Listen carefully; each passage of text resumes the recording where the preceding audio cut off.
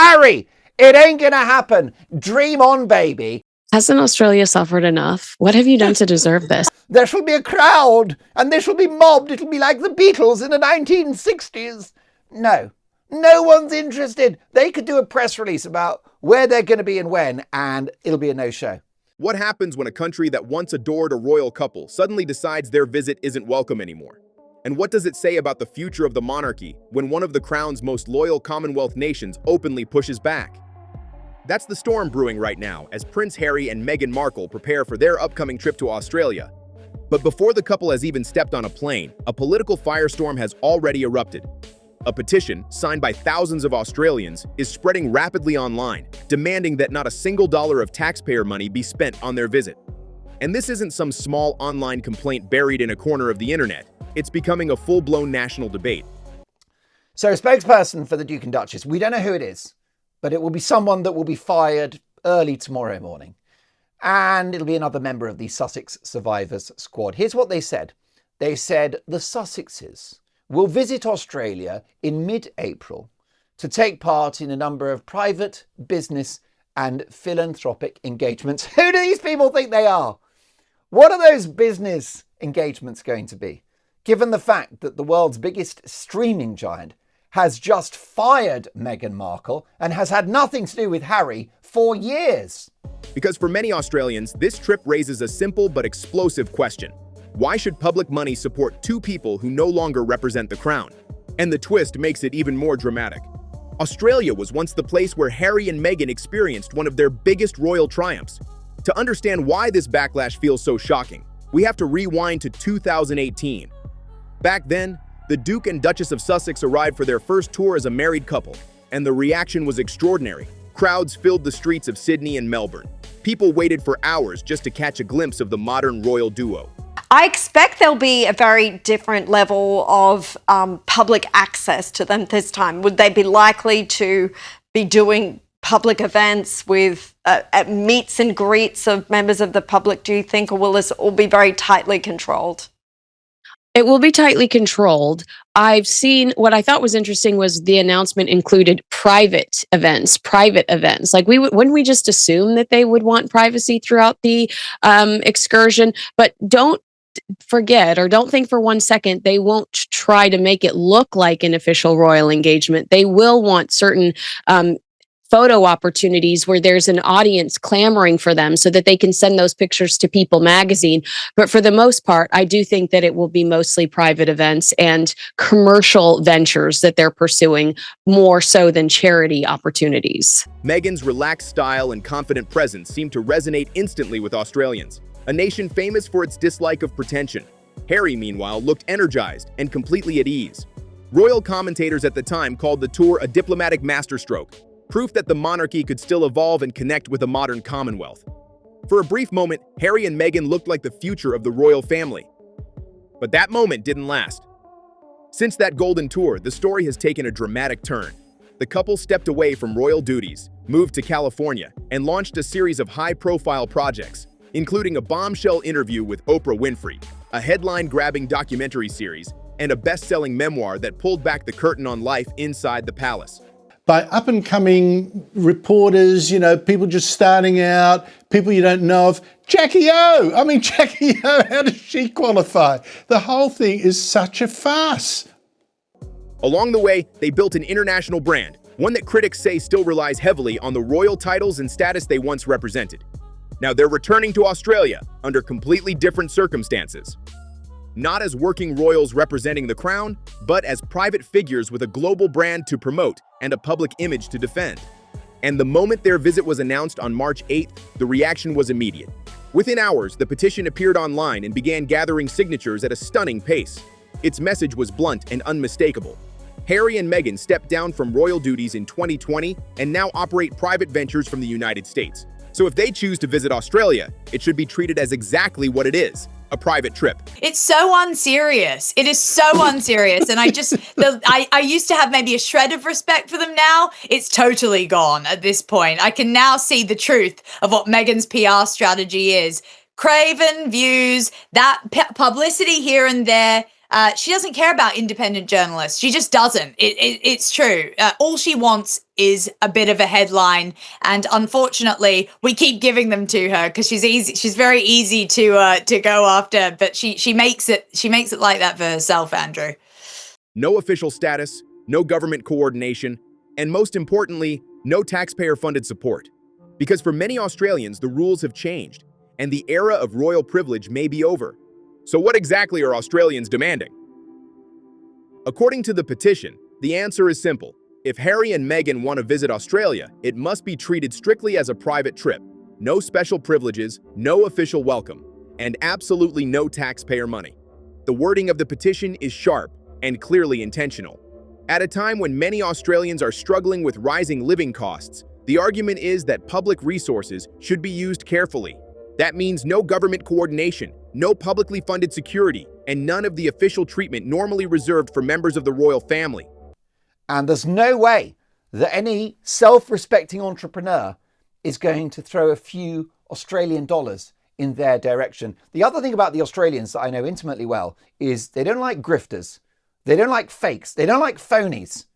If you go to Australia, you don't have to be perfect, but you've got to be real. But the real story may be hidden in the comments people are leaving as they sign.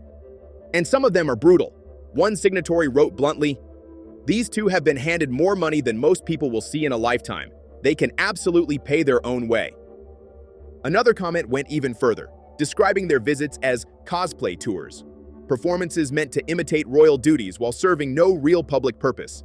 That single word, cosplay, cuts deep, because it suggests something powerful, that for many critics, the difference between a royal tour and a private celebrity appearance has become painfully obvious. I know. I mean, I'm thinking thoughts and prayers. The couple's popularity in Australia in 2018 was the catalyst for Harry and Meghan making demands as working members of the royal family. I don't know if you know that. In trying to step out of William and Catherine's shadow, Meghan started comparing herself to Princess Diana and tried to use this trip as leverage with the late Queen. As of late 2025, Harry and Meghan's popularity in Australia is at an all-time low. And once that line is crossed, it's almost impossible to erase. But here's where the situation becomes even more complicated. According to royal commentator Tom Sykes, writing in his Substack newsletter, The Royalist, the backlash isn't coming from just one political side. In fact, opposition is growing from both monarchists and Republicans, two groups that rarely agree on anything. And that may be the most revealing sign of all. For Republicans, the visit is a perfect opportunity to ask a bigger question. Why should a distant royal institution still hold any relevance in modern Australian life? And the Mark Dolan show has been told by a very well-placed royal source that we trust implicitly that this trip is one that Harry hopes will put him and Meghan back on the royal map. That is how deluded these people are, that they think there's a chance that there's a way back when clearly there is not. Especially when the figures involved now operate as global celebrities with private business ventures. But for monarchists, the frustration runs even deeper. Many loyal supporters of the crown no longer see Harry and Meghan as representatives of the monarchy at all. Instead, they view them as individuals who publicly criticize the institution, while continuing to benefit from the global recognition that comes with royal titles. To those loyalists, the idea of the Sussexes arriving and receiving anything that resembles an official welcome feels like a direct contradiction of Queen Elizabeth's famous principle. You are either in or you are out. There is no halfway. And suddenly, the timing of this visit becomes extremely interesting. That they're doing this all wrong. I mean, they're very lucky that they got out of Jordan just days before the Middle East erupted. But you can see that they're not privy to any of the sort of stringent protocols that go with being a royal, going on a royal tour. I think it's totally disrespectful to the royal family, especially with all they're going through at the moment. Because Harry and Meghan are expected to arrive in April. But months earlier, something else happened quietly behind palace doors. Last September, Australia's Prime Minister Anthony Albanese met with King Charles and publicly extended an invitation for the Prince and Princess of Wales to tour the country. For a while, there were whispers that Prince William and Princess Catherine might visit sometime this year. But those plans remain uncertain and increasingly unlikely, which creates a striking situation. The couple who stepped away from royal duties may end up being the first major royal figures to appear in Australia again. Harry and Meghan will be on the ground in one of the Crown's most important Commonwealth nations, meeting veterans, attending events, and dominating headlines. So it's quite extraordinary. It's going to have the opposite effect. If Harry thinks that this will be a game changer, the game will be changed and it will work against him, because Harry is going to once again infuriate not just his father, King Charles, but of course the real power behind the throne, William, who is the equivalent of the president-elect. He is the heir to the throne. He's the king in waiting, and he won't take any of this nonsense from Harry when he becomes the main man. All while the future king and queen remain thousands of miles away. And according to palace insiders, that contrast is already raising uncomfortable questions, because every headline about the Sussexes' visit inevitably leads to another question echoing across the Commonwealth. Why haven't other members of the royal family been there more often? The spotlight is about to burn hotter than ever. Harry and Meghan landing in Australia throws the palace into silent panic. For years, William and Catherine have been groomed as the calm, reliable heirs, their every move choreographed and controlled. They're among the least popular members of the royal family. I would say reception will be a combination of morbid curiosity with the side of, why are they here? Yeah. Meanwhile, Harry operates outside the system, free to command headlines and global attention that the future king and queen can't touch. Australia isn't just a country, it's a stage. Their 2018 tour cemented Meghan's charm with the public, but behind closed doors, it sparked jealousy and fractured family dynamics. Now, returning as private citizens with business ambitions, they face a country grappling with economic pressure, a simmering Republican debate, and the lingering royal scandals that still shadow their name. Every handshake, every appearance, every smile is loaded with history. The land that once hailed them as royal favorites now questions their purpose. They're coming to do a mock royal tour of Australia next month, Samara, where Meghan Markle is going to appeal to the bogan vote by going on a podcast with Jackie O. What is this visit all about? Oh God, can they just stop with the pseudo-royal tours? I mean, they're like pound store royals at this point. You just can't sort of understand why they're doing this. Australia will witness a couple both celebrated and scrutinized, wielding celebrity power while navigating the remnants of palace politics. This isn't a visit, it's a test, and the world is watching. Australia is bracing itself for a royal storm. The Duke and Duchess of Sussex are returning, and the backdrop is anything but celebratory. Australians don't just see Harry and Meghan, they see a monarchy under scrutiny, a family drama playing out on the world stage, and the petition demanding they cover their own costs is a lightning rod for broader frustrations. So Harry wants to be right at the heart of the royal family again, because he wants the fame, he wants the status, he wants the privilege, and he wants the money. The federal government has made it clear this is a private trip. Taxpayers won't automatically foot the bill, but reality bites. The cost of security, crowd control, and logistics often falls to state and territory police, who face the impossible task of protecting high-profile figures while keeping the peace. The symbolic power of the petition collides with practical enforcement, and the gray area grows. Every public appearance will be a tightrope walk. Will cheers drown out the jeers? Will old tensions heal or flare anew? Sometimes the fate of powerful institutions isn't decided in Parliament, but whispered in petitions that swell into roars. Australia is about to become a testing ground for the Sussex model. Private celebrities with royal pedigrees, stepping into a public space that may not welcome them as heroes. She and Harry have been a massive disappointment for Netflix. Yeah, I feel like we had this on our 2026 bingo card, didn't we? The petition has transformed from a murmur into a full-blown political story, splashed across every major outlet and picked up internationally. It forces Harry and Meghan, and by extension, the palace, to confront questions they'd rather avoid. What are they now? What claim do they hold on affection, authority, and Commonwealth resources? The stakes are clear. When the Sussexes step off that plane in April, they will enter a nation divided. The Prime Minister has stayed neutral, careful with words, framing the visit as private. And of course, they're so worried about their security. Are they going to have armed cops in Australia? Well, the good people of Australia will not be expected to cough up money for the protection of these royal spoiled brats. Why should they? The Australians have no skin in that game.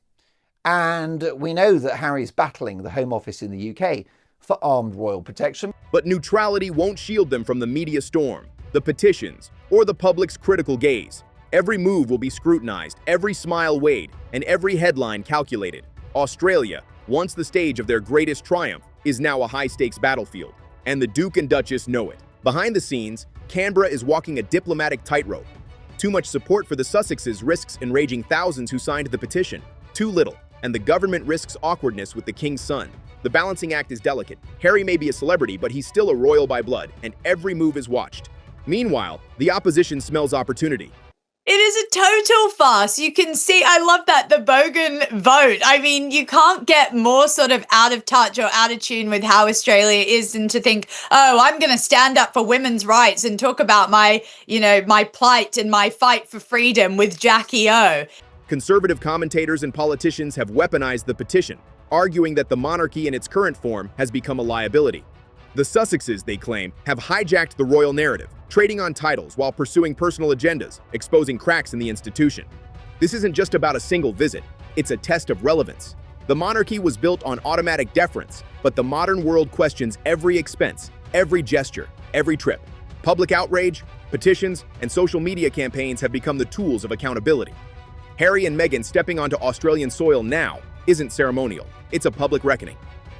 Harry sees this trip as a potential game changer in his relationship with the family, and our source goes on to say Harry wants to turn heads, wow everyone, and show the royals what they're missing.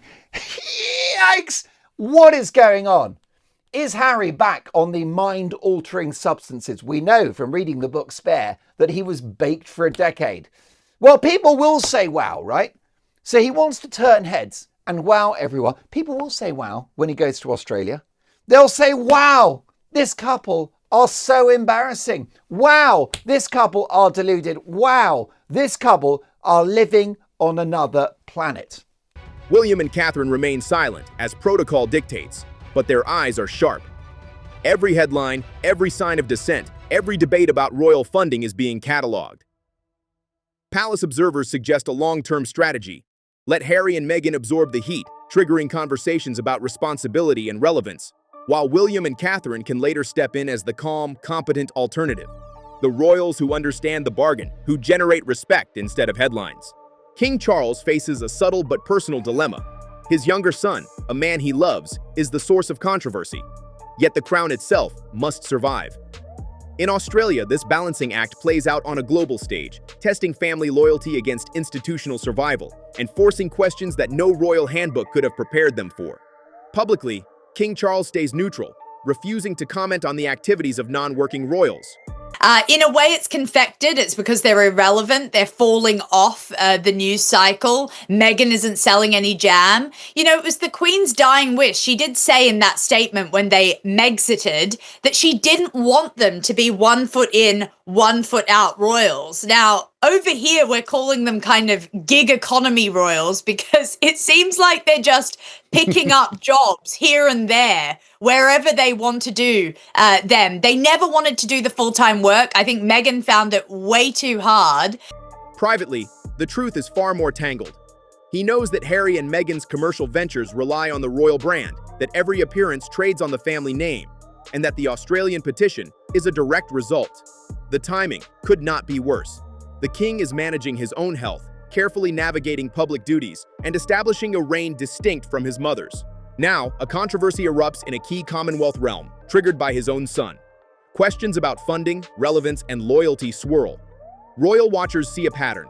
Canada, the US, the UK, public scrutiny follows them everywhere. Australia becomes the testing ground.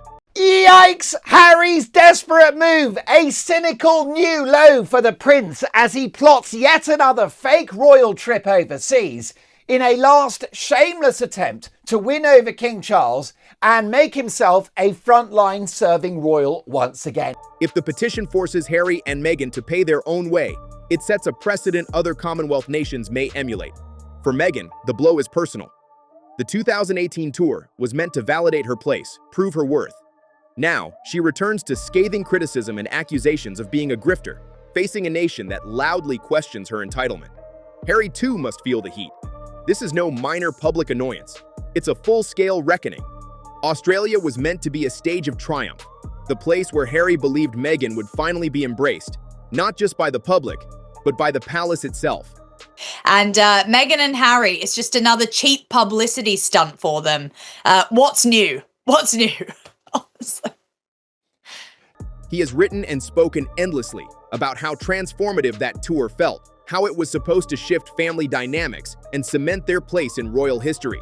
To return now, only to find the nation that once cheered them questioning their motives, doubting their right to be there, must feel like a knife twisting in the chest. And yet, there is no one to blame but themselves.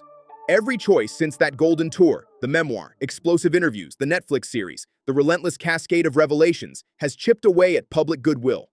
Their post-royal empire depends on fascination, on affection, on headlines that elevate rather than vilify. Our source goes on to say, Harry is hoping to tap into some of the magic of that last trip 7 years ago, where he believes that he and Meghan truly shone.